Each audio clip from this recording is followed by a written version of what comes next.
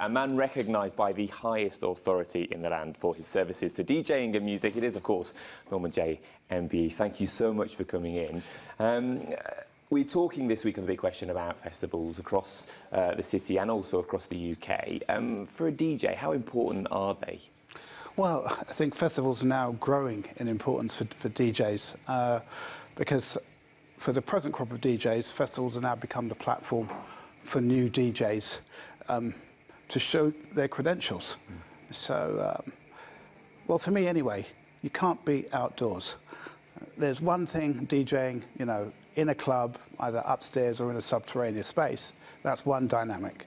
But for me, the best crowd dynamic is definitely outside, whether it's under the sun or under the stars. Yeah, I was there at Glastonbury on Saturday when you were there performing, and it had rained all day. The sun came out, obviously, and everyone was there, and you were in the middle of this big spider. You know, it was quite a scene. Absolutely.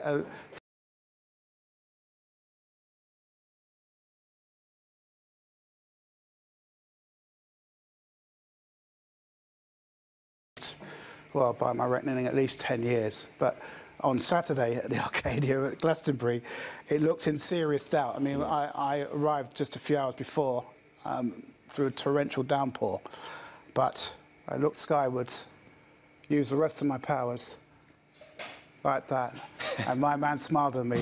And ironically, all through the set, it was like divine intervention. Yeah, it was. Well, you were there, you witnessed it, you saw. I'll testify, it was.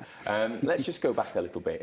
It was a trip to New York in the 1970s, which kind of solidified the idea of being a DJ, wasn't it? Yeah, absolutely. I was just a party animal, serious record collector. I was a nerdy record collector, believe it or not, back in those days. And for me, going to New York was like, you know, the holy grail. But thanks to good timing, thanks to a lot of circumstances, including having family there, I was able, you know, to be around and old enough to understand, you know, the emergence of hip-hop culture, rap culture. I was there at the height of disco, was there at the beginning of house music, and saw all of that cross the pond, and I was madly involved in it all. Yeah. Yeah, absolutely. And since then, you brought it back and became a fundamental part of Notting Hill, where you were from, and the Good Times, you know, sound system became a huge part of that. But you're now going to take it a step further, aren't you? Yes, it's the logical step for Good Times at Carnival. Unfortunately, we're not going to be there this year. It's a very regrettable situation, but you know, our site is being redeveloped. So we're homeless. We're a homeless family. And the next best home we could find was Wormwood Scrubs, a mile away from where we are. But don't worry, Good Times will still be free.